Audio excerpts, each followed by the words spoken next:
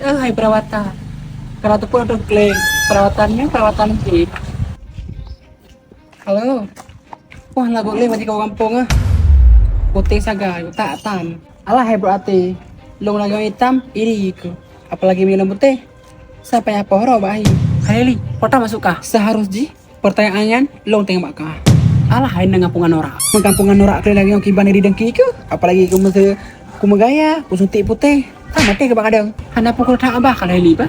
Maukah pura-pura mau lagi barang saya lahi. Kalau roh kalau pun mau. Mana aku lurau aku. Kiban di gelung. Anja kebut kalau li. Kibas anja kebut bersama lagi kah? Kah jap 12 malam, lu nyak pasal malam. Menang. Ku tampak kalau li ba. Ha, lempa ju.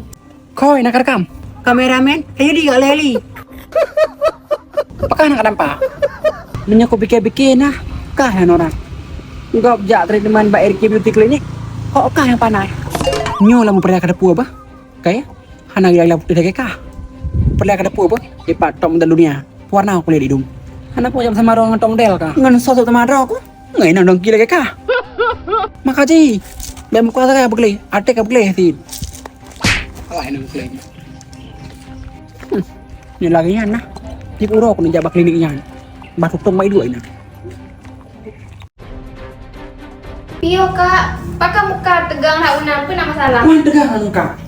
Tanya yang perawatan, kau bilang iri. Oh, Mia lagi yang cerita kak, minta mahal dong belagak roh. Yang tambah iri urung kampung ranu. Mungkin betul kak. Berarti konsul dokter ini kak. Ya. Silakan duduk kak. Iya dok. Laginya ngobrol kan tadi ada utang ngalung kan iri tak belum kan. Makanya aku pelagak roh belum. Yang kibaran mbak roh ni. Jadi yang benar kan, Irona melakukan treatment peeling glowing supaya lebih iri loh murungnya. Iya, dia dalam tangka. Good.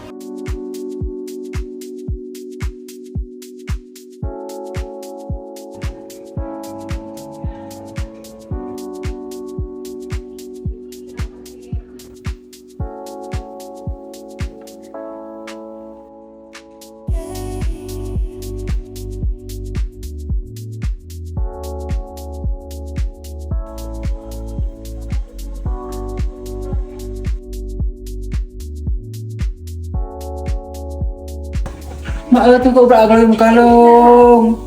Agak are nya jadi untuk lona yang glowing lagi mukalung. Di jalan Jogno Mbak Erki Beauty Clinic nak bekerja apa ke?